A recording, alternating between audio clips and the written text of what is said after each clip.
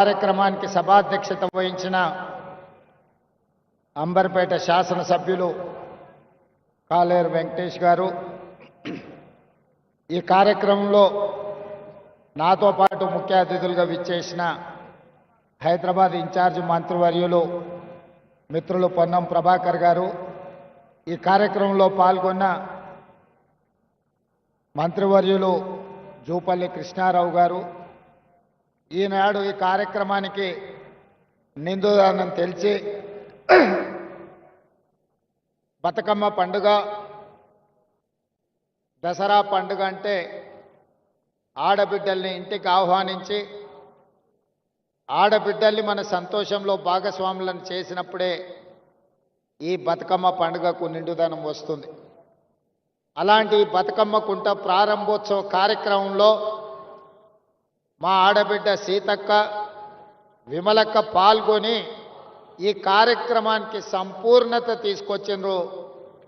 ఈ వేదిక మీద ఉన్న ఆడబిడ్డలందరికీ, రాజ్యసభ సభ్యులకు, శాసనమండలి సభ్యులకు, శాసనసభ్యులకు, వివిధ కార్పొరేషన్ చైర్మన్లకి, ఇక్కడికి విచ్చేసిన వి హనుమంతరావు గారి అభిమానులందరికీ, ముఖ్యంగా వి హనుమంతరావు గారికి ఆయన ఒక జీవితాశయంగా ఈ బతుకమ్మ కుంట పునరుద్ధరణ కోసం పోరాటం చేస్తూ వచ్చింది.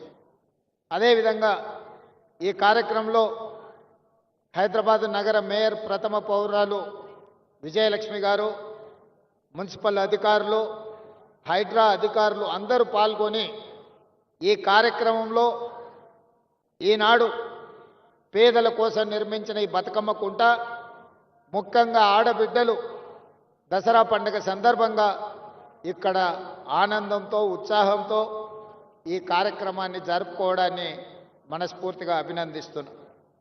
మిత్రులారా, ఈరోజు నిజంగా చాలా సంతోషకరమైన పర్వదినం.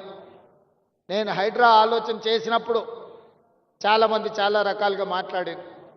కొంతమందికి అర్థం కాలేదు, కొంతమందికి అర్థమయ్యి వాళ్ళ యొక్క కబ్జాలు, వాళ్ళ యొక్క ఆలోచనలు భవిష్యత్తులో సాగవని బురద జల్లే ప్రయత్నం చేసింది.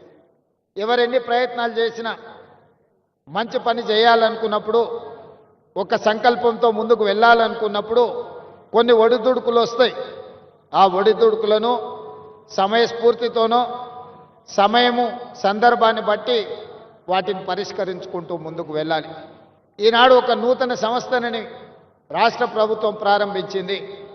చాలామంది చాలా ఆరోపణలు చేసింది. కానీ నేను ఒక మాట చెప్పదలుచుకున్నా. కోవిడ్ తర్వాత పర్యావరణంలో చాలా మార్పులు వచ్చినాయి. క్లైమేట్ చేంజెస్ అంటే ఊహించని లేనంత వాతావరణంలో మార్పులు వచ్చినాయి. ఈ హైదరాబాద్ నగరమే కాదు, ఈ దేశంలో మనం ఏర్పాటు చేసుకున్న వ్యవస్థలు, మనం నిర్మించుకున్న రోడ్లు కావచ్చు, డ్రైనేజ్ కావచ్చు, ఇతర పరిస్థితులు, ఇతర ఏర్పాట్లన్నీ కూడా రోజుకు 2 సెంటీమీటర్ల వర్షం కురిస్తే సరిపోయే విధంగా మనం ఇన్ఫ్రాస్ట్రక్చర్ ఏర్పాటు చేసుకున్నాం.